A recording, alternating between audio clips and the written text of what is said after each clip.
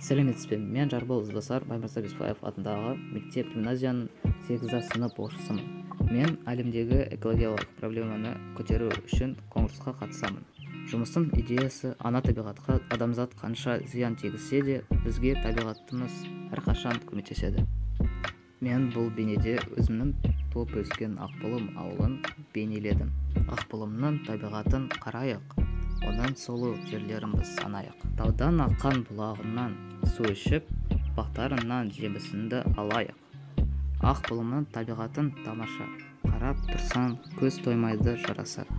Алайда жойылуда табиғаттың саясы, осының бәрі адамзаттың қиясы.